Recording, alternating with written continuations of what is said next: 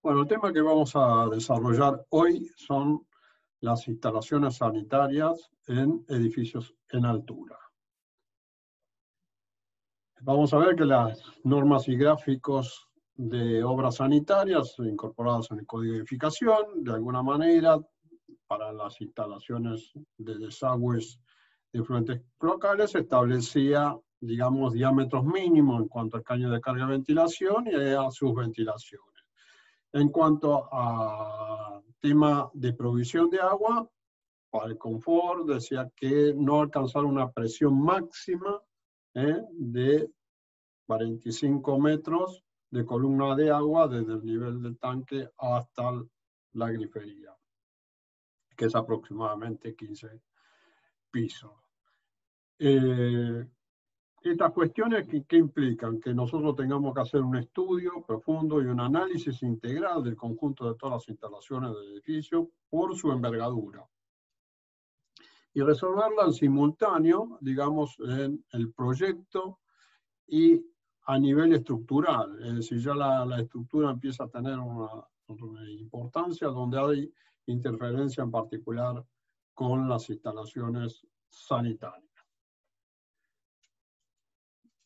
Dicho esto, vamos a desarrollar cada una de las instalaciones sanitarias, algunos conceptos básicos que tenemos que tener en cuenta.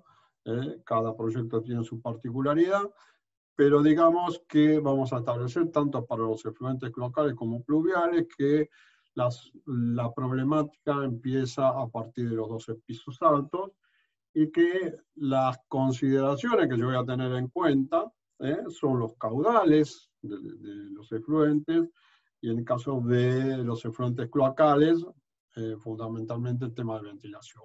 Si la norma establece un caño de carga de ventilación mínimo de 100 y ventilaciones subsidiarias, por ejemplo, de 50, y la ventilación es mínima entre 100 y 60. Estas cuestiones se modifican tanto en las cañerías que conducen los efluentes como en sus ventilaciones.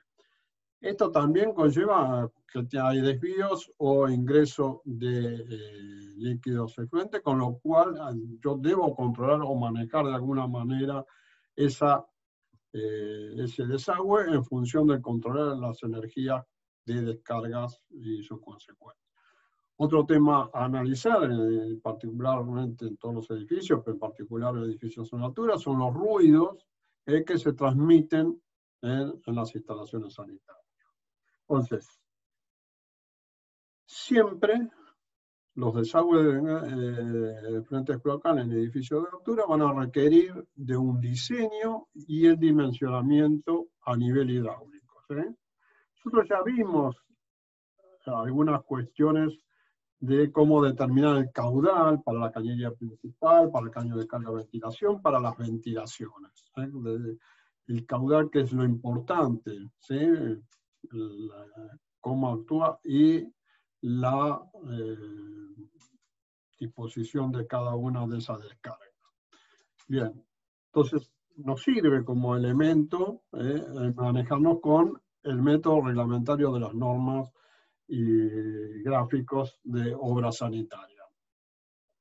Pero allí no está contemplado la manera o la forma de determinar los diámetros que requieren, las longitudes que podemos tener respecto al sistema de ventilaciones. Entonces, en general se recomienda algún tipo de método. Un método que es sencillo para determinarlo es el método de factor de carga, ¿sí? Bien.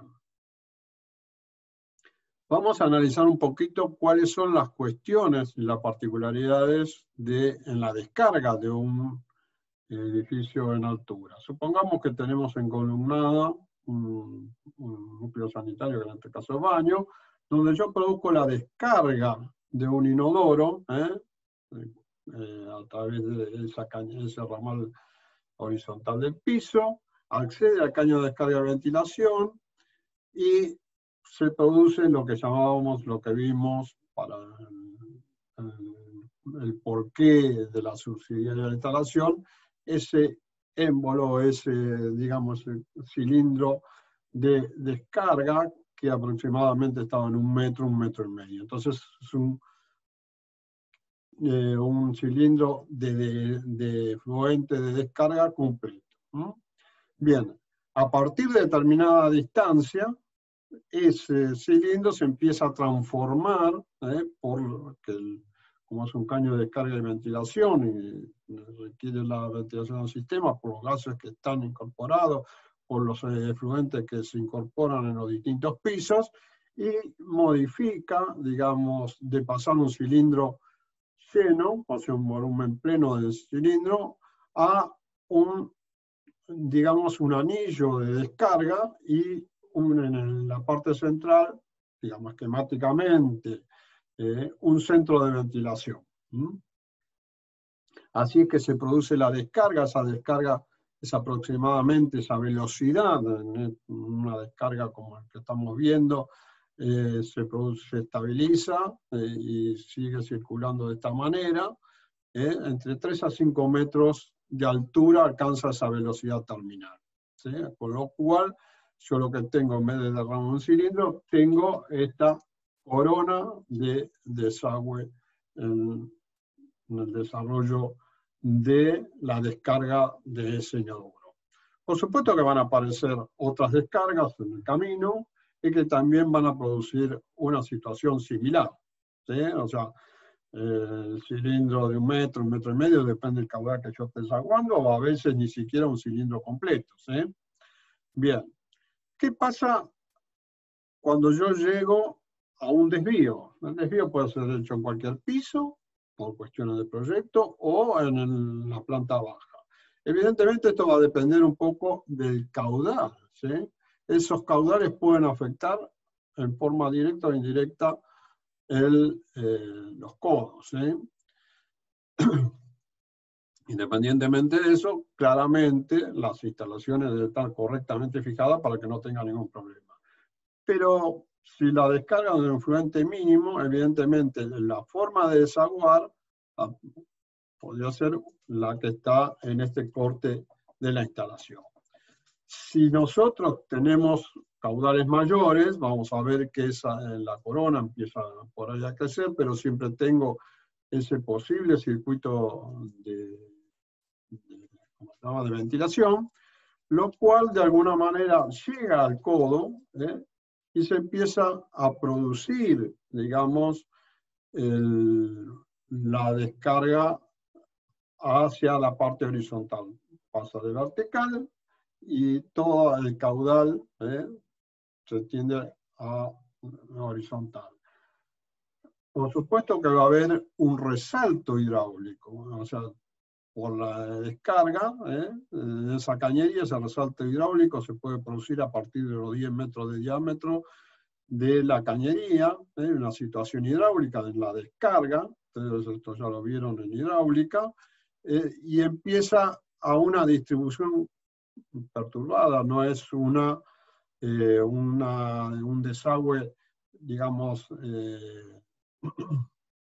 dinámico, sino que es un desagüe turbulento. Entonces, tenemos una turbulencia que la norma establece también a partir de qué distancia yo puedo conectar mis artefactos o la descarga de artefactos a la instalación. Evidentemente, el desagüe es cuando el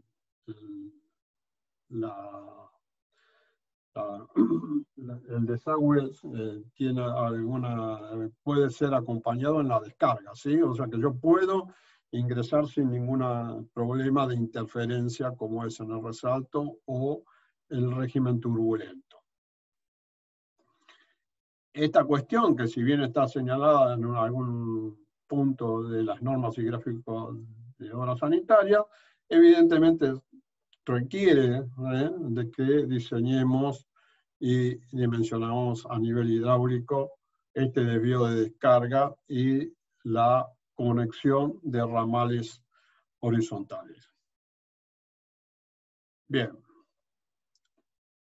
Van a ver ustedes, si en algún edificio en altura, algunas soluciones que difieren de lo que estamos diciendo. Es decir, la propuesta en general y en particular en algunas cuestiones de desvío para reducir esa energía, que como vimos esa energía a partir de determinado longitud de descarga se establece como final, es una energía final y a partir de ahí no hay, digamos, generación de problemáticas que se están tratando de salvar en estos desvíos. Esta cuestión, digamos, la discutí en algún momento porque yo tenía la idea de que los desvíos eran necesarios en el tema de las instalaciones locales, y tanto el ingeniero Carlos Talarico como el ingeniero Diego Talarico me demostraron claramente que las soluciones de desvíos, tanto de la instalación y las ventilaciones intermedias, lo único que hacían era interferir en la descarga, en este caso, de los efluentes locales. En esta cuestión, comparto esta diferencia de criterios que pueden ustedes encontrar en los edificios construidos. Y van a ver que sí, hay interferencias importantes en las descargas, que se traducen a veces en problemática de descarga de pisos superiores, y además no solamente eso, sino que si la instalación no está correctamente engrampada, como en la fotografía demuestra, produce conflictos y pérdidas en el piso de desvío. Bien. La otra cuestión también de diseño en edificios de gran altura son las superficies. Es decir, en general nosotros vimos que adoptamos en los desagües pluviales superficies horizontales. Por ejemplo, el edificio en cuestión, 50 metros de frente, 25 de fondo, es a los efectos prácticos que se entienda, 100 metros de altura. Nosotros decíamos que la azotea tenía 1.250 metros cuadrados, y digamos, por decir de alguna manera, la vereda otros 1.250 metros cuadrados en función de los espacios urbanos que hay que dejar. Estas cuestiones eran 2.500 urbanos, 2.500 metros cuadrados de superficie de captación de agua de lluvia que nosotros teníamos que eliminar a la vereda. Bien, esta lluvia, en función de esta cuestión, nosotros sin viento, es caída horizontal, o sea que la lluvia cae verticalmente sobre el edificio, y estos serían unos 300 metros cúbicos hora en función de la lluvia de 120 milímetros la hora, que es como la que estamos en la Ciudad Autónoma de Buenos Aires. Bien, ¿qué pasa ahora con un viento? Si yo tengo un viento aproximadamente a 45 grados, esos vientos que azotan, la superficie, digamos, de que el agua está llegando, se modifica. Es decir, que en el área de azotea a 45 grados, área de fachada, se transforma ahora en 5.305 metros cuadrados, cuanto antes teníamos 2.500. Quiere decir que se duplica más allá de lo que vimos sin viento. Por lo tanto, también se va a duplicar el caudal de agua que yo tengo que evacuar de ese edificio. Entonces, cuando los edificios empiezan a tener cierta altura o cierta determinada altura, hay que tomar, digamos, como criterio la afectación, la posibilidad del viento en función de los edificios que lo rodean, las cuestiones que están climáticas, es decir, qué vientos, en qué dirección tienen el viento preponderante y toda esa cuestión. Entonces, es importante analizar el tema del efecto del viento en los edificios en altura. Más allá de esta superficie a evacuar, también está la superficie de frente, ¿sí? De frente, donde yo voy a tener, si ese edificio es vidriado completamente, una cortina de agua que descarga a la entrada del edificio, con lo cual también tengo que tomarlo en cuenta. Entonces, vemos que la problemática ya de las instalaciones empieza a tener ciertas cuestiones que hay que analizar para no tener consecuencias que afecten a la salud o afecten, digamos, a la habitabilidad de ese edificio y a la seguridad particularmente.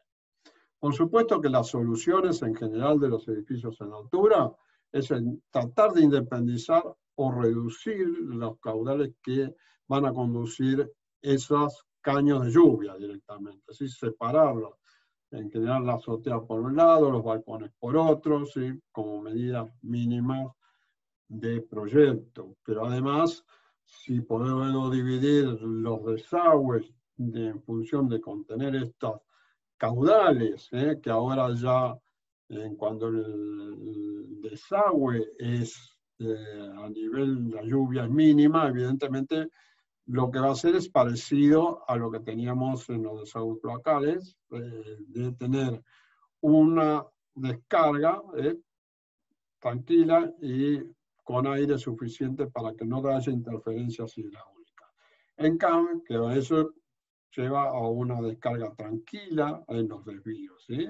Particularmente, supongamos que este desvío está cerca de un cordón. Entonces, cuando yo tengo una lluvia intensa, la azotea intensa, como estuvimos viendo con el tema del viento, evidentemente esto es un cilindro de agua, es un cilindro completo de agua, 1 metro, 2 metros, lo que esté descargando esa cañería, independientemente que yo tengo que dimensionar la instalación. Este cilindro cuando llega, evidentemente provoca un efecto importante, digamos, esa energía de desvío de descarga sobre el elemento accesorio de desvío. Pero además, piensa que es como una cañería que está llena, con un codo, evidentemente tiene, de acuerdo al caudal que está ingresando, una proyección de agua. Con lo cual, es conveniente siempre, de alguna manera, cuando hay un desvío, producir, digamos, la reducción de esa energía. Y depende de la altura que vamos a adoptar, como vieron ustedes en las clases teóricas, como reductor de energía, un ramal pantalón que divide esa descarga en dos, con lo cual yo reduzco, digamos, la energía. O directamente poner una boca de desagüe tapada que también, al ingresar y producir el desvío del agua, digamos, esa energía se reduce. Entonces, ya ahí tengo que empezar a contemplar esta problemática de la energía hidráulica en la descarga, en particular en el agua. Pensemos que esto es como una cañería, un tanque donde yo le suministro agua y baja. Yo tengo acá un chorro a determinada presión hidráulica, que va a depender de la altura de este embolse y de la velocidad con que está viniendo. ¿Está? Bien. Efectos ruidos. Van a ver particularmente en las instalaciones sanitarias que las descargas de inodoro, por el desarrollo hidráulico, entonces tenemos problemas, conflictos de ruido de descarga. Ustedes lo escucharán cuando descarga un inodoro. También cuando hacemos desvío o ingresamos al caño de descarga de ventilación, los desvíos del caño de descarga de ventilación, el desvío para conectarme a la conexión domiciliaria, el tema que vimos, este conflicto del resalto hidráulico y esta circulación turbulenta del líquido, hasta que no esté en forma tranquila, yo no puedo conectarme a esa instalación.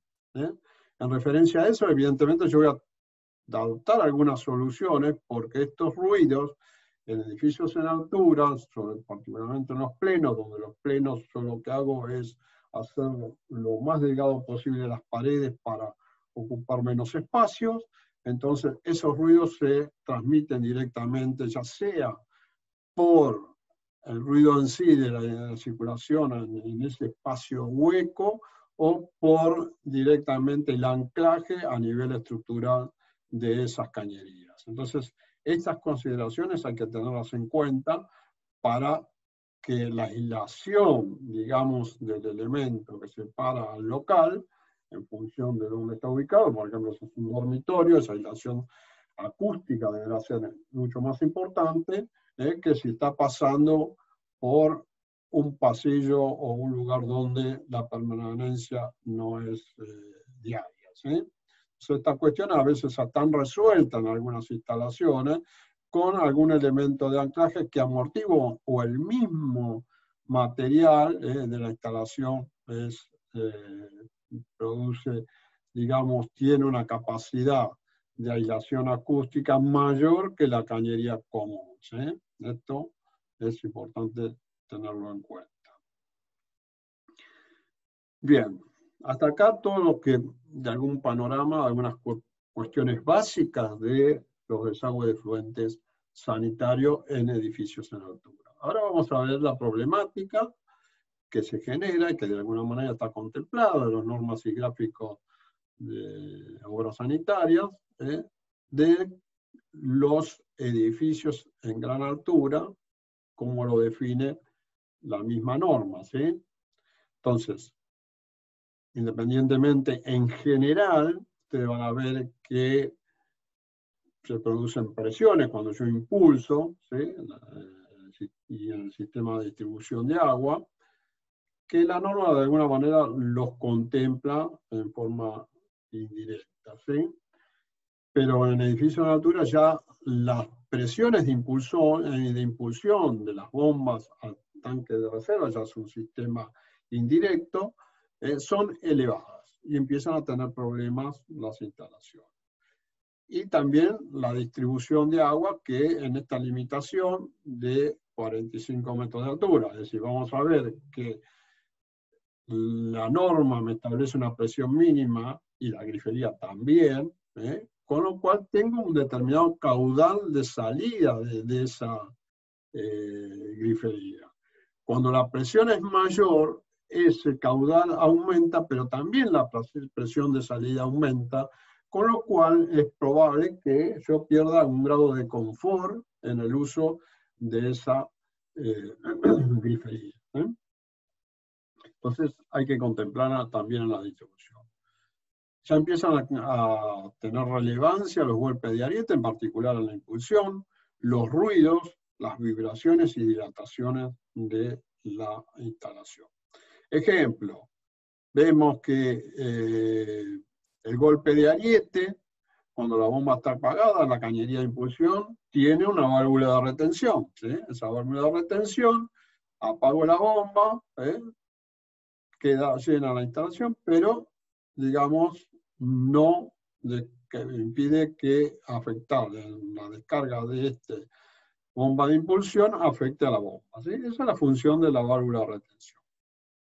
Cuando empieza a funcionar la bomba por requerimiento del tanque de reserva, evidentemente empieza a pasar el caudal, sube. Cuando el tanque de reserva se llena, se corta la bomba, corta el funcionamiento de la bomba, con lo cual se cierra la válvula de retención y empieza a producir el agua que estaba impulsando, produce un golpe de ariete en mi válvula de retención, que evidentemente es el golpe de ariete, golpea el cierre de la válvula de retención, sube, vuelve, va y vuelve, produciendo serias problemáticas, tanto en la cañería y en deformación de la cañería y en la misma válvula de retención. Cuanto más alto, mayor es este problema, con lo cual el diseño de la cañería y los materiales que yo estoy utilizando y de la válvula de retención tiene una relevancia fundamental.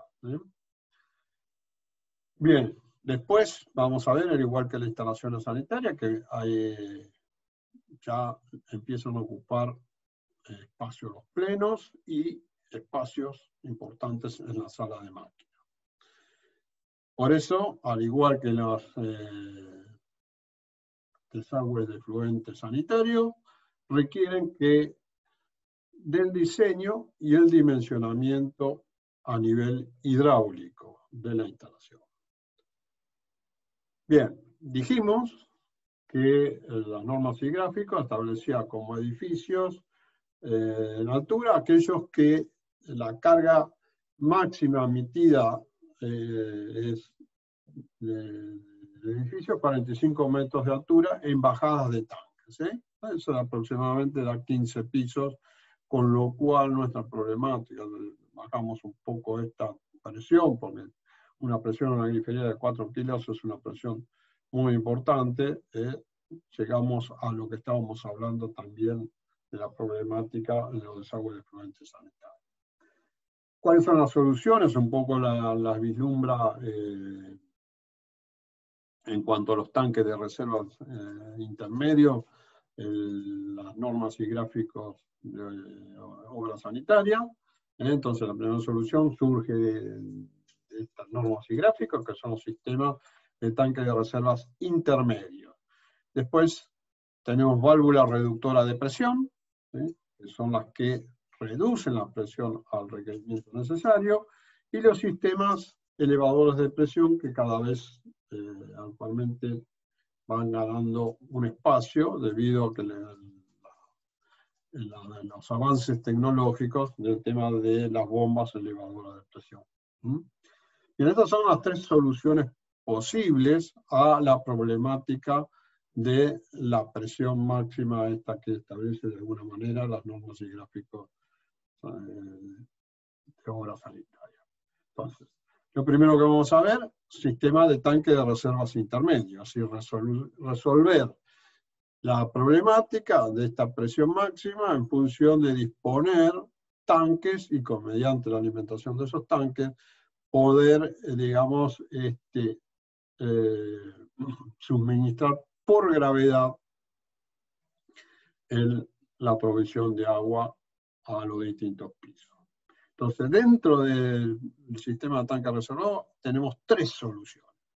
La primera solución, el tanque de reservas intermedios, que se alimentan por bombeo desde una sala de máquina única. ¿Sí? Entonces yo tengo un tanque para suministrar los pisos dentro de esos 45 metros de altura, por presiones mínimas en general, el tanque de arriba alimenta al propio piso donde se encuentra ese tanque intermedio, ¿sí? Y al piso siguiente. Y a partir de ahí, hasta los 45 metros de altura de presión, yo voy a tener, digamos, de agua, voy a tener la alimentación de ese tanque de reserva.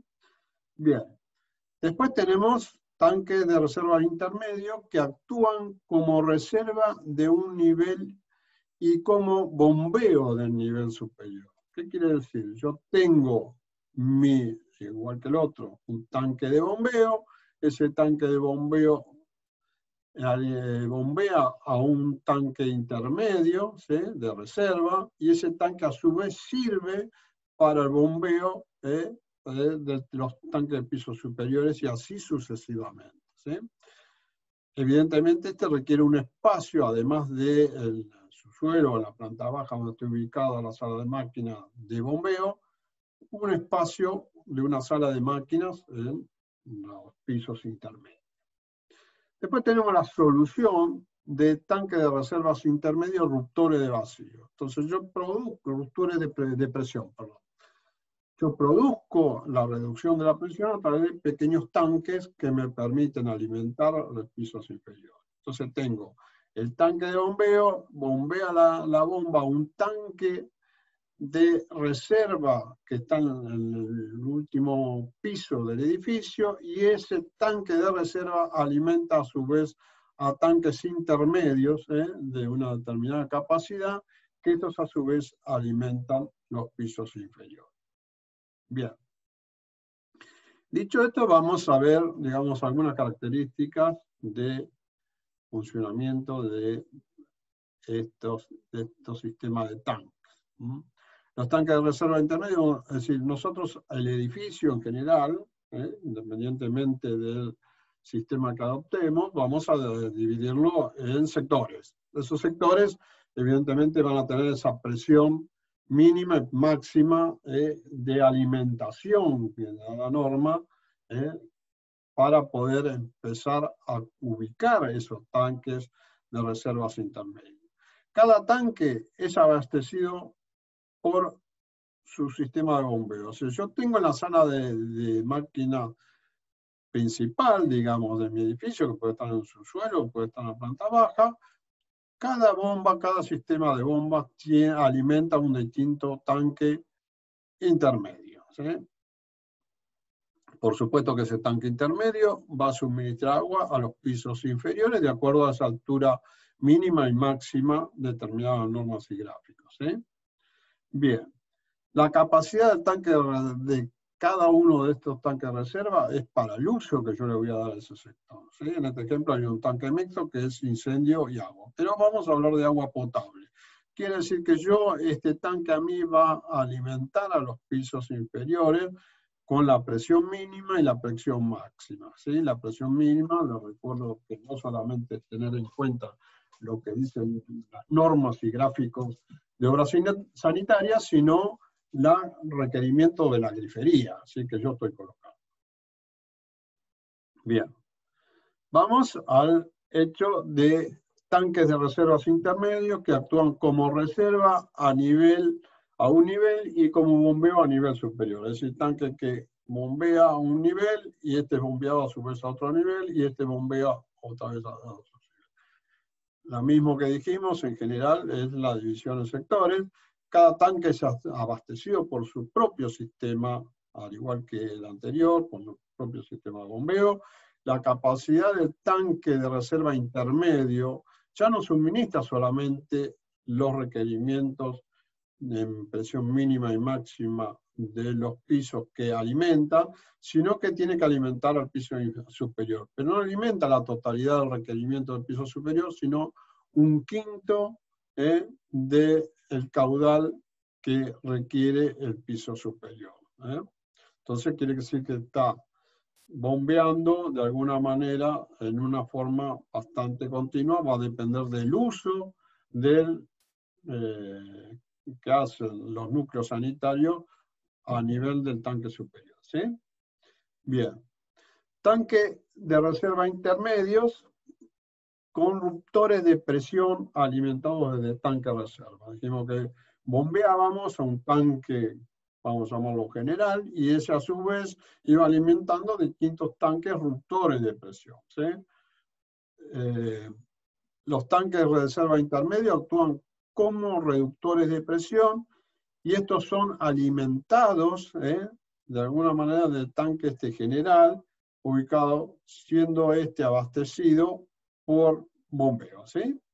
Bien, el volumen el tanque va a estar dividido, porque yo necesito tener limpieza, pero además va a estar alimentado con su flotante mecánico, con esa presión máxima de 40 a 45 metros de columna de agua, y alimenta a su vez los pisos inferiores, también, como dije, a nivel de presión mínima y presión máxima, con un volumen mínimo de 2.000 litros, y el requerimiento de este tanque está un quinto del exigible en cuanto a uso de los pisos inferiores. El requerimiento de los pisos que abastece, el volumen que tiene que tener el tanque mínimo es de un quinto del total de ese volumen que se exige. Bien. ¿Cuáles son las ventajas de emplear el sistema de tanque de reserva intermedio que alimentarán por bombeo desde cada tanque de bombeo? Y evidentemente la sala de máquinas la encuentro solo igual, eso implica un mejor mantenimiento, un mejor control de las instalaciones que hacen al sistema de impulsión de agua, ¿sí? Eso por un lado. Las reservas de cada sector, la problemática de las reservas de cada sector están dadas en su tanque correspondiente, el tanque de reserva correspondiente. El agua que consume cada sector sale de ese tanque. ¿Cuáles son las desventajas? tenemos equipos de bombeo que tienen que impulsar a altura importante, preponderante, golpe de ariete que se contempla, y requiere un espacio importante de sala de máquina. Bien. Tanque de reserva intermedio que actúan de reserva para un nivel y de bombeo para otro. Recuerdo que bombeábamos a un tanque intermedio, ese tanque intermedio a su vez bombeaba a otro tanque intermedio, ese tanque intermedio a su vez bombeaba a otro tanque intermedio. ¿Cuáles son las ventajas? Ahora ya no tengo esa problemática, o por lo menos la tengo constante, ese conflicto en la impulsión, en el sistema de bombeo. Las bombas ya no son, tienen aproximadamente la misma potencia, eso es importante, hay una mejora. El agua que consume cada sector, igual que antes, está por el tanque de reserva de cada sector. ¿Cuál es la desventaja? Que yo tengo en cada piso, en la planta baja, una sala de máquinas, en los pisos intermedios, sala de máquinas, con lo cual implica no solamente el mantenimiento, sino un nivel de ruido en ese piso importante. Y esto ocupa espacios además, no solamente ruido, sino que ocupa espacio. Bien. Las ventajas y desventajas de tanque de reserva intermedio, reductores de presión, alimentados de un tanque de reserva general. ¿Sí? Entonces tenemos las bombas, el conflicto, la ventaja que tenemos, primero, es tener un solo equipo de bombeo en una sala de máquinas para mejorar el mantenimiento. Tener tanques intermedios, digamos, más chicos, con un ruido mucho menor que la solución anterior, si no tengo bomba, el ruido es simplemente el que podemos percibir por llenado del tanque. ¿Sí? ¿Y cuáles son las desventajas? La desventaja que esto que estuvimos hablando del primer sistema, donde las bombas se impulsan a gran altura, si el tanque está en el último, a nivel azotea del último piso, y ahí bombean. Tenemos los conflictos hidráulicos de la impulsión, y esto hace que también a nivel estructural tenga un problema. La reserva de agua que está a nivel superior es compartida por todo el edificio. Entonces, es una cuestión que al tener problema del tanque o alguna cuestión en la elevación del tanque de piso superior, se traslada en situaciones que pueden ser críticas a la alimentación de los otros pisos. Bien. Dicho esto, vamos a pasar a la segunda posibilidad de solución del sistema de válvulas reductoras de presión, que también normas y gráficos de alguna manera lo habilita, que es la presión, es el agua en un tanque de reserva a determinada altura, y cuando yo llego a los 45 metros de diferencia de nivel, lo que hago es colocar un elemento reductor de presión. Antes colocábamos un pequeño tanquecito reductor de presión, ahora esa función la va a cumplir la válvula reductora de presión. Es decir, la válvula reductora es aquella que me va a proveer el caudal que requiere aguas abajo, que me está pidiendo el consumo, el uso de los núcleos sanitarios de aguas abajo, con las presiones mínimas y presiones máximas. Ese consumo, como vimos, aleatorio, no hay una simultaneidad de uso total. Eso quiere decir que aguas arriba tiene que también permitir a la alimentación de los requerimientos de aguas abajo. Por supuesto que esto, para que sea efectivo y se pueda utilizar, no voy a utilizar una sola válvula reductora de presión, sino que voy a utilizar un sistema de reducción de presión. Ese sistema de reducción de presión equivale a mantenimiento también. Entonces voy a encontrar llaves de cierre para poder cambiar, digamos, esta válvula reductora si tienen problemas, filtros, y válvulas de seguridad y manómetros que me miden la presión de entrada y salida a los efectos de poder controlar esto que estamos hablando de aguas arriba y aguas abajo, los caudales que tengo que suministrar. Acá ven en pantalla un sistema donde yo tengo la entrada de agua del tanque, ¿sí?, de reserva, pasa una llave que está abierta, filtro, por alguna cuestión que tenga en particular el líquido para que no afecte la válvula reductora de presión, pasa por la válvula reductora de presión, se reduce la presión abierta, tengo las válvulas de seguridad en caso que esa presión tenga una falla, acá va a salir la válvula de seguridad, y digamos, tengo el manómetro de presión, tanto aguas arriba como aguas abajo. Por supuesto, como el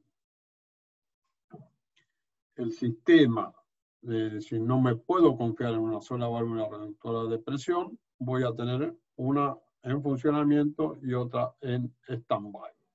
Por supuesto, también tendré la válvula de limpieza para poder limpiar, digamos, la cañería, digamos, aguas arriba. Bien. Simplemente para graficar, tenemos el sistema de bombeo, tanque de reserva en el mismo piso. Ya sabemos cuál es la desventaja que es de este sistema. Este tanque va, por supuesto, con las presiones máximas y mínimas, a alimentar a los pisos inferiores. A partir de cuando yo tengo el problema, voy a tener mi sistema de válvula de reducción de presión y a partir de ahí yo tengo mi instalación, digamos, que suministra a los pisos inferiores. Evidentemente, cada bajada, al igual que el tanque de reserva, tendrá sus elementos de escape por los artefactos peligrosos que hay. Bien. Después tenemos los sistemas elevadores de presión de agua. Esos sistemas de elevación de presión, digamos, requieren de un tanque en la parte inferior importante, ¿sí?, de reserva. Yo ya tengo la reserva total diaria contenida en ese tanque. En un edificio de altura, las reservas son importantes. Bien. Esto es bombeado por dos sistemas que podemos reducir. El sistema de bombas elevadoras, que la tecnología está permitiendo el uso. Pensemos que la instalación no tiene un uso simultáneo, sino que requiere picos o mínimos, máximos y mínimos de requerimiento a nivel de agua, y esto se da también en el requerimiento de presiones máximas y presiones mínimas. Evidentemente voy a tener, en este caso, dos sistemas: sistema de bombas elevadoras de presión y el sistema de tanques hidroneumáticos, que era la solución hasta que se pudo la tecnología avanzar y colocar el sistema de bomba elevadora de presión. No obstante, el sistema hidroneumático se sigue utilizando y lo van a encontrar en edificios donde se utiliza la presurización, ya sea independientemente que sea en altura o no sea en altura, utilizando este sistema. Entonces, básicamente también dividimos el edificio en sectores, como lo hicimos con el tema de tanques. 45 presiones mínimas, presión máxima, la presión mínima y la presión máxima, ¿sí? Evidentemente, la impulsión de estas bombas puede ser para todo el edificio. Yo tenga un equipo independiente para alimentar cada sector de cada edificio. La bomba va a impulsar a una determinada presión. Esta presión tiene que alcanzar al último piso. En este caso, utilizo un solo sistema, ¿sí? La presión máxima mínima requerida y la presión máxima requerida a nivel del último piso, que funciona, ¿sí? Pero cuando yo alimento los pisos intermedios, evidentemente la presión es mayor a los 45 metros. Entonces voy a necesitar algún elemento reductor de presión, que puede ser un tanque, puede ser un sistema de válvula de reducción, como vimos. Y en función de eso desarrollo mi proyecto de la instalación. Acá vemos un poco más cómo es el sistema. Tenemos alimentación, en este caso tenemos 3 bombas. Las 3 bombas son funcionamiento no simultáneo, sino que hay una en stand-by y las otras funcionan para darle presión al sistema a través de un sistema integral que me está midiendo la presión y el requerimiento aguas arriba, y para que sea suministrado desde el tanque de bombeo aguas abajo. Por supuesto, la válvula de retención, que cuando corta el suministro y todos los elementos necesarios para el funcionamiento de esta instalación. Después tenemos los equipos hidroneumáticos, que básicamente para el funcionamiento es una bomba que impulsa agua dentro de un tanque. Ese tanque contiene el agua que requiere suministrar a los pisos superiores. Evidentemente acá vemos los espacios que está requiriendo este sistema de tanque hidroneumático. Puede también tener un compresor para reponer el aire que requiere para el funcionamiento de la instalación. Veamos en imagen, si ese es el tanque hidroneumático, el espacio que ocupa en una sala de máquinas y el espacio que ocupa un sistema de bombeo de bombas de elevadora de presión o presurizadora. Ambos presurizan en este caso. Bien, agua caliente. El sistema de agua caliente tiene la misma problemática a resolver, con una ventaja que el agua en general en la planta térmica, cuando yo la establezco, la planta térmica está a la presión a nivel de donde yo estoy suministrando el agua fría. Por supuesto que tengo la problemática de resolver de la provisión de agua fría, las sectorizaciones verticales, la reserva de agua, la ubicación de esta planta térmica, tanques intermedios se puede utilizar, vimos que podemos utilizar termotanques de alta recuperación o una caldera que suministraba agua caliente a un tanque intermedio, porque la caldera en sí no puede resolver la cuestión esta de suministro de agua en forma aleatoria, sino que la caldera da una determinada capacidad de agua caliente. Entonces yo necesito tener un elemento intermedio que me garantice el suministro de agua caliente en esta forma aleatoria. En general, cuando yo utilizo caldera, es que voy también a utilizarlo para el sistema de calefacción. Entonces tengo 2 sistemas que provee esa caldera o los alimenta de agua caliente o vapor según el tipo de caldera. El tanque intermedio para la provisión de agua caliente sanitaria y la provisión de agua caliente para un sistema de calefacción central. Por supuesto, estas son las soluciones que tenemos para resolver. Vamos a ver una de ellas, porque en general se trasladan el mismo concepto, y ya lo vieron ustedes en la teórica. Para termotanques de alta recuperación. Entonces, yo voy a tener termotanques, funcionamiento en los distintos pisos. Esos termotanques van a suministrar agua caliente. Supongamos que están en el piso superior a donde alimenta. Siempre hablamos de presiones mínimas y presiones máximas, al igual que el agua fría, ¿sí? Entonces, de suministro, evidentemente, si el termotanque, digamos, el termotanque está alimentando los pisos inferiores, yo voy a necesitar para el funcionamiento una bomba circuladora para que el sistema funcione. Ya no va a funcionar en forma natural, ¿sí?